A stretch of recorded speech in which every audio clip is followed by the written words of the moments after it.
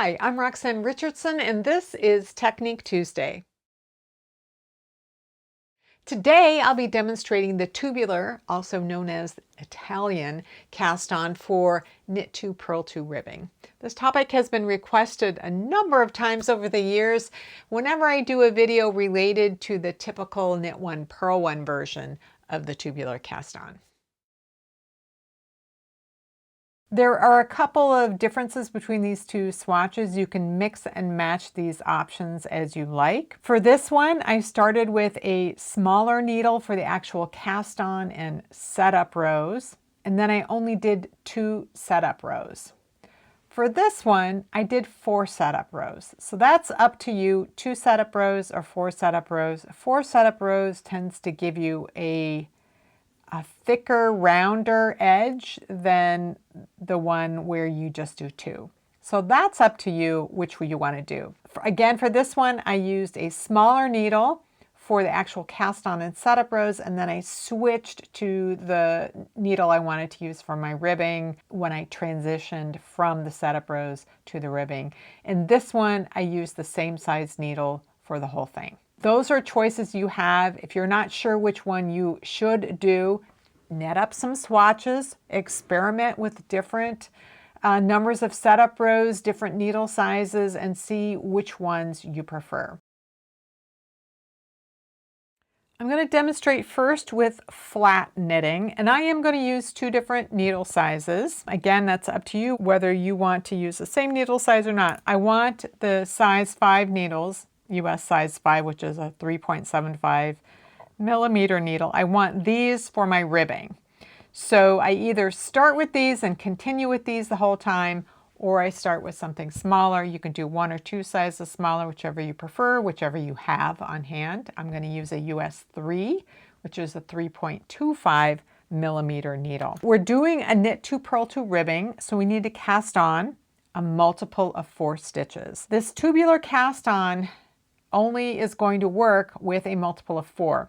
Sometimes you might want to do 2x2 ribbing where you start and end the right side row with a knit 2, and this cast on is not going to work with that. The other thing about this cast on is that it starts out exactly like a tubular cast on would for knit 1 purl 1 ribbing. So if you have a preferred method for doing that, you can use that. It's at that transition row when we actually start working the ribbing that things are different. This is a waste yarn that I'm going to use for the very edge, and then this is the yarn I'm going to use for my ribbing. I'm going to start with a slip knot using both yarns. This does not count as a stitch.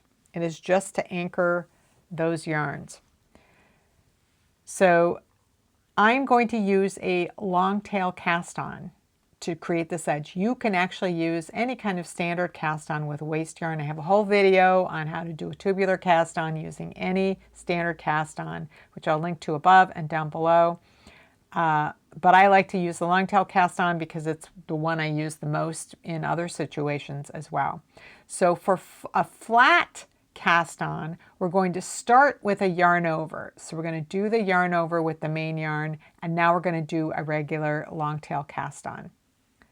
So we don't count this double slip knot as a stitch, but we've got a yarn over and a long tail cast on. That's 2 stitches, and I want 20 altogether. So I'm going to alternate yarn over with a regular cast on, yarn over, regular cast on, until I have 20 loops on the needle.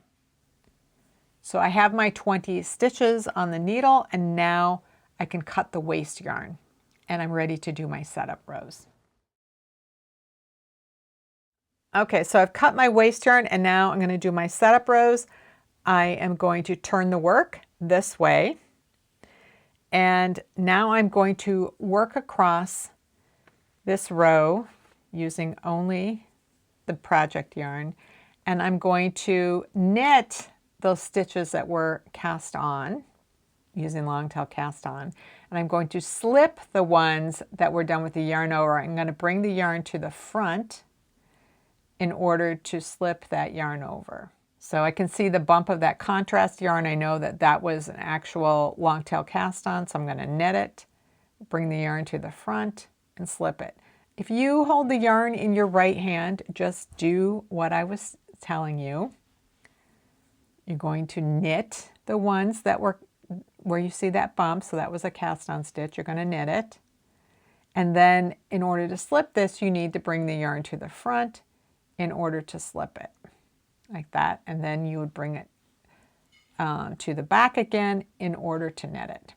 So you just keep repeating this all the way across the row. Okay, so I've got that final yarn over. I'm going to slip. And now that double slip knot can just come off the needle. And now I turn the work, and now I'm going to do my second setup row, and it has worked exactly the same as the first.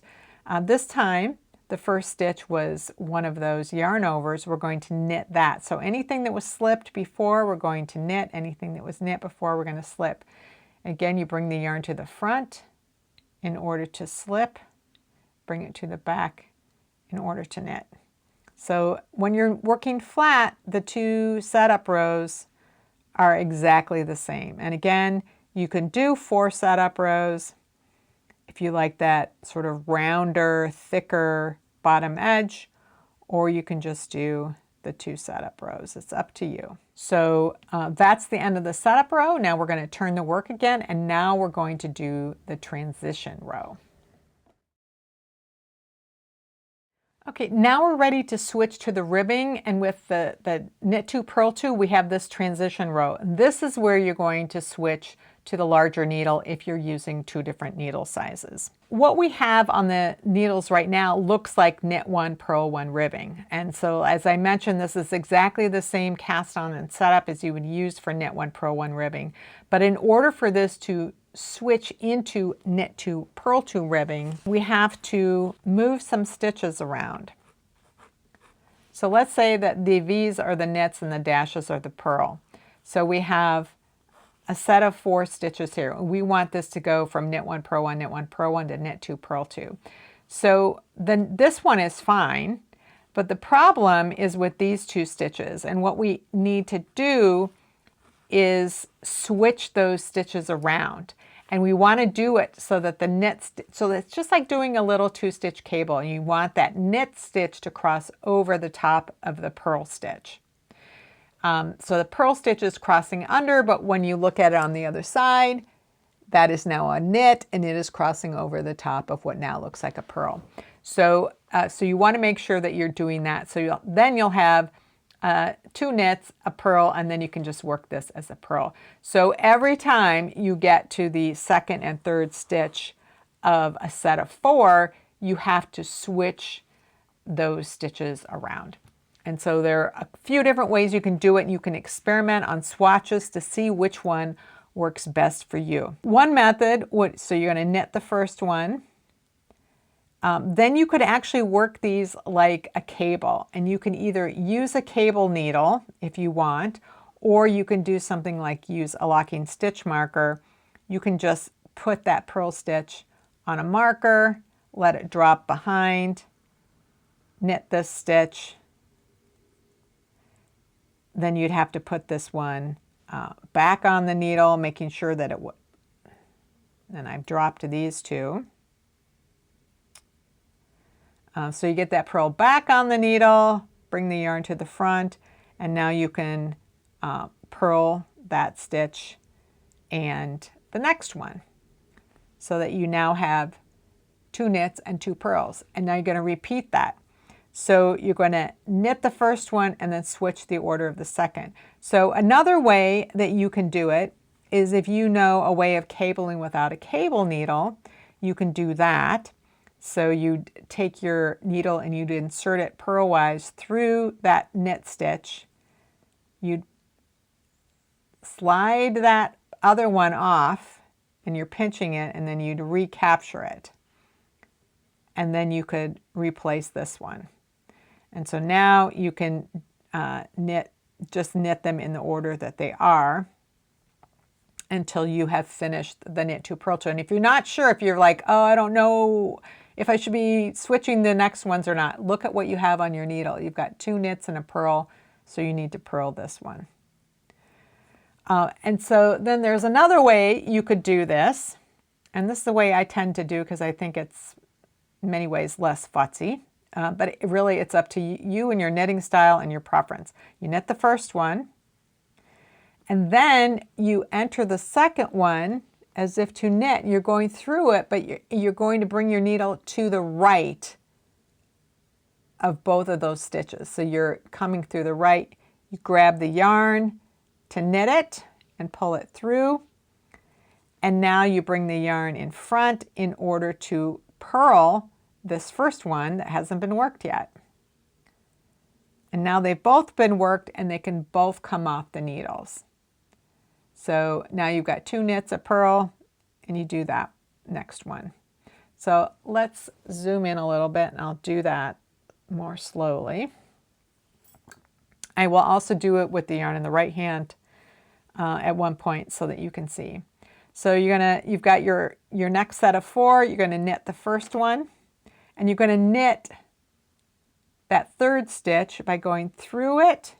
So you're in front of that purl and then going to the back in order to get the yarn and pull it through the knit stitch only. And then you need to purl this one. So you can either bring the yarn to the front and purl it normally, or if you know how to do the Norwegian purl, where you can keep the yarn in back, you could do that as well. So now I can purl this in the Norwegian purl and let both of those off the needle because they've both been worked, and then I can work the second purl stitch. So let me show you with the yarn in my right hand.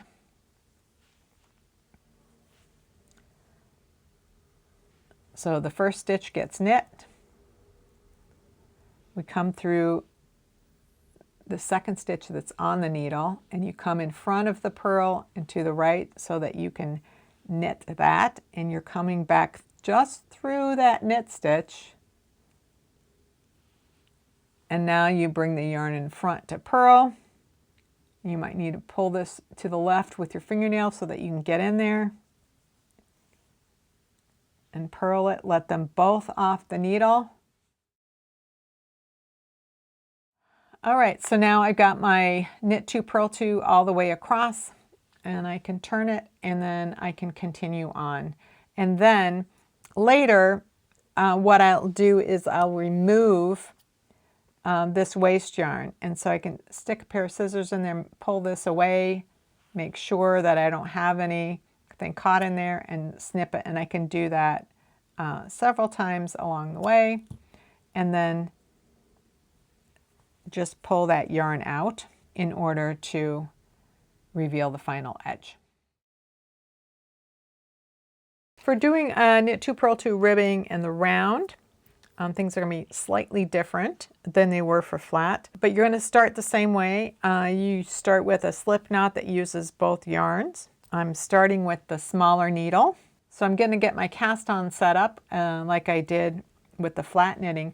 But this time, instead of starting with a yarn over and then doing the actual cast on stitch, I'm going to do the opposite. I'm going to start with a cast on stitch and then do a yarn over. So I'm going to alternate that way. When you knit in the round, you're going to be knitting the first stitch, and so it's just easier to have an actual knit stitch anchored here later on for knitting in the round, where when knitting flat, it's easier to end with a long tail cast on so you have an actual stitch on the needle to knit into when you're working your first flat row. So for knitting in the round, you alternate long tail cast on stitch with yarn over. With flat knitting, you alternate yarn over with long tail cast on stitch. So I'm going to cast on 40 here. So I will cast on and then I will be back when I have all of my stitches. Okay. So I can drop the double slip knot, and that's going to be fine for here because this is an anchored stitch. It's a long tail cast on. And I'm going to take the working yarn and create my yarn over right now so that I know that it's going to stay. So now I can get ready and I can do my setup row. So the first setup row, I'm going to knit the stitch that was the first stitch, and then I'm going to slip the ones that were done with yarn overs. So I'm going to knit one, I'm going to bring the yarn to the front in order to slip that yarn over, bring the yarn to the back, and knit. So it's very similar to what was done with the flat knitting on the first setup row. So I will meet you back at the beginning of the next round. Okay, for setup round 2, when you are working in the round, you're going to be slipping those stitches that were knit, and you're going to be purling those stitches that were slipped before.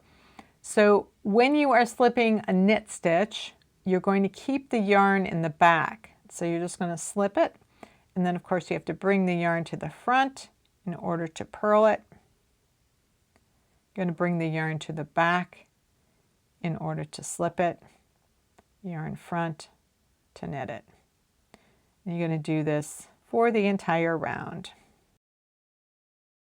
Okay, my setup rows are complete, and now it's time to switch my needle to the larger needle and to the transition row.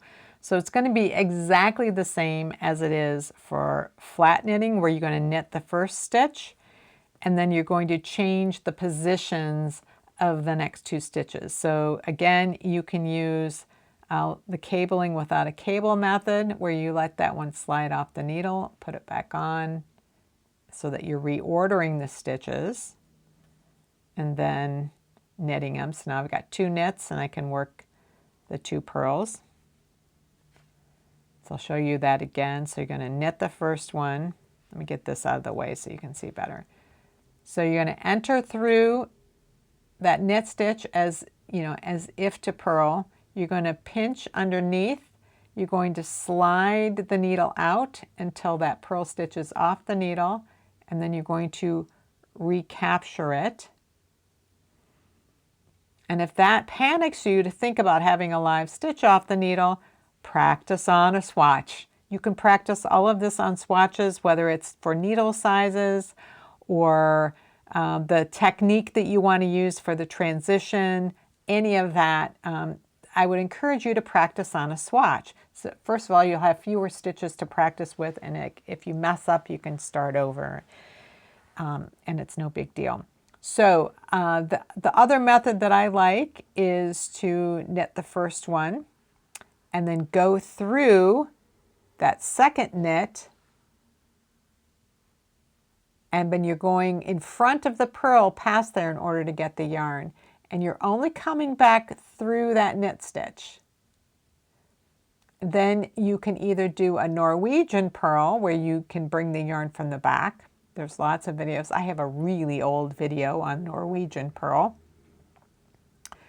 So then you can let both of those off the needle and then do whatever kind of purl you like for the next one. So you can do that, or you can do a regular knit. Again, come through the front to the right to grab the yarn, and you're coming back only through the knit stitch, and then you can bring the yarn to the front to do a purl in the normal way. And you probably have to separate those stitches a little bit so that you can get at that purl stitch, because that knit's going to want to be in front of it. So then you can purl it and let them both off the needle, and then purl the next one, and then just continue on. So let's demonstrate with the yarn in the right hand. You're going to knit the first one. You're going to come across the front of that purl in order to knit this. And I want to show you, I'm just bringing it back through the knit stitch. I went through the knit, coming back through the knit. So now I need to purl, bring the yarn to the front, use my fingernail to get that knit out of the way, purl it, let them both off the needle, and then I can purl this second one.